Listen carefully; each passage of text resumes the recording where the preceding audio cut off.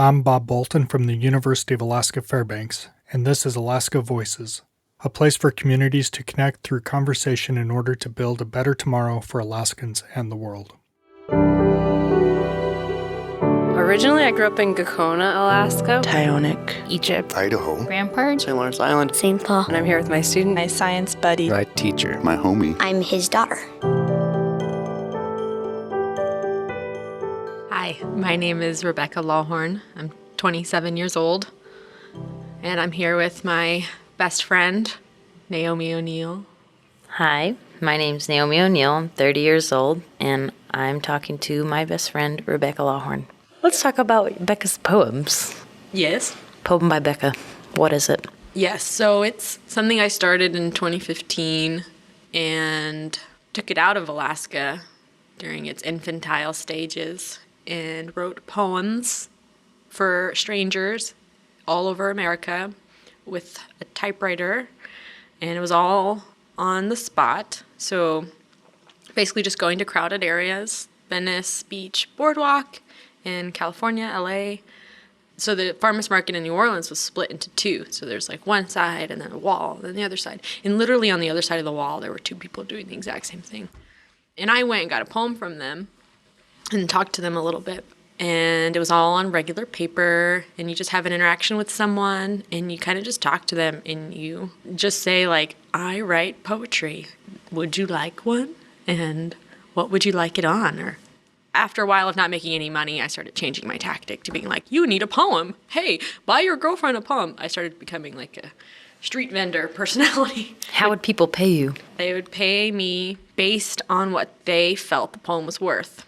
And so there was a certain kind of dialogue that went along with that, which was like, try to say it the way that, like, will get you money. So saying, like, just pay me whatever you want. People will pay you, like, a penny, which I've been paid a penny, or, a quarter, or moon rock, or a bag of weed, or a bottle of water, or an ice cream cone, or a beer. And then so I started saying, you should just pay me whatever you think the poem is worth, right? And then you just try to present it as well as possible. And so I would read the poem, and I studied literature, and so I kind of knew how to read well. And then you try to make, like, as big of an impact on them. It's kind of like you could just write whatever you wanted, but, like, if you say it with enough emotion in it, they'll be like, whoa, you really touched me. And then you'd be like, yeah, what does that mean to you monetarily? Now I'm here in Alaska, and I brought it back and have a booth at the farmers market in the summers. And I do the poems all in birch bark that I ethically harvest.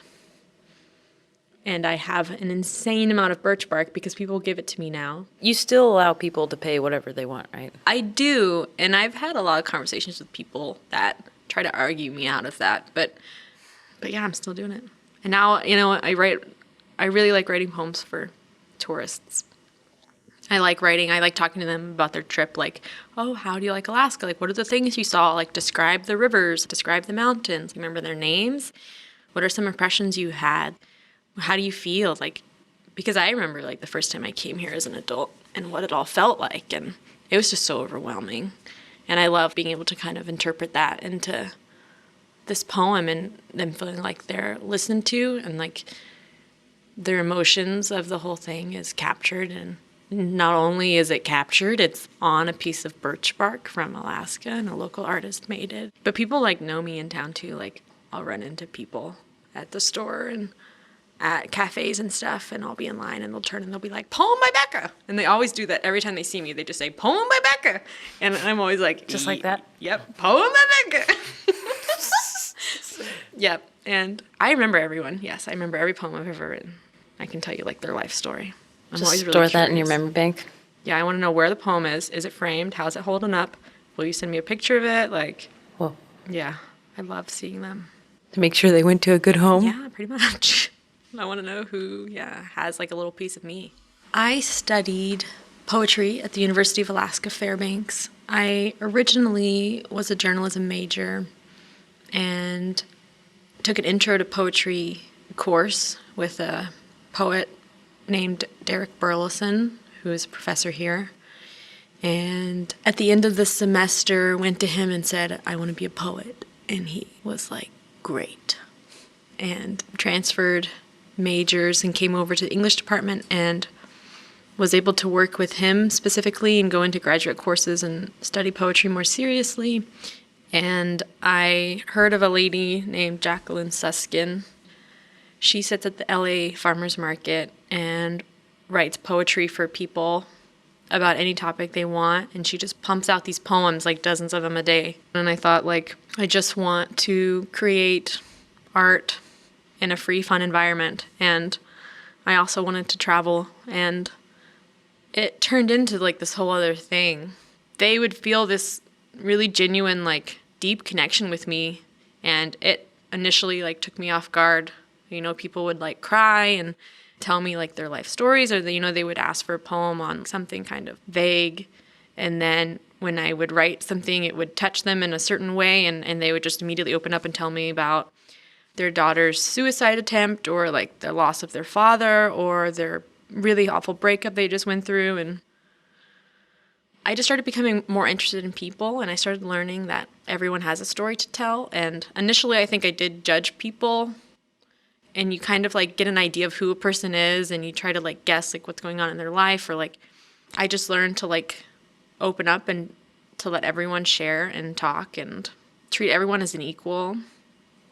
And with me, I just write it once, right? So they come up and they talk to me, and I don't get to edit it not once. I don't get to fix the spelling. And so like there's so many poems out there with like misspelled words.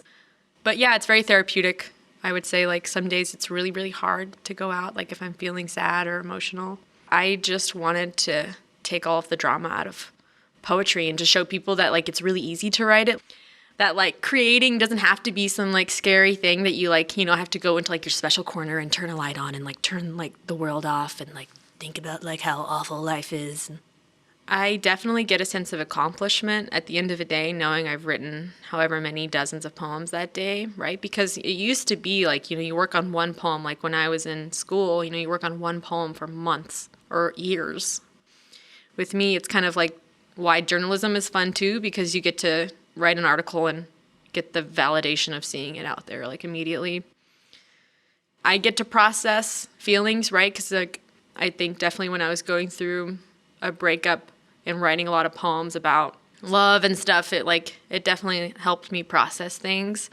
And you get like so down, like I definitely was really down on myself, and having interactions that make you feel good about life and like good about people and like positive and excited about like what you can contribute and who you are is just like really inspiring. And this is like the thing I was born to do, right? And I'm like disgustingly good at it, I feel like.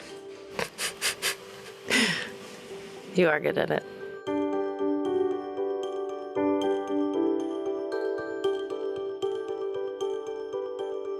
Alaska Voices builds bridges by creating a space where community members, friends, policymakers, and scientists can share stories and place-based knowledge. This project was developed in partnership with StoryCorps and was funded by the Alaska Climate Adaptation Science Center. Additional funding was provided by the University of Alaska Fairbanks Chancellor through a generous gift from the Bentley Family Trust. Alaska Voices would not be possible without the help and efforts of an amazing group of people. Our producer and audio engineer is Kelsey Skonberg of Mossy Stone Media. Our podcast and outreach specialist is Michael Delu, and our website designer is Carolyn Rosner. If you are interested in more conversations or information, please visit our website at alaskavoices.org.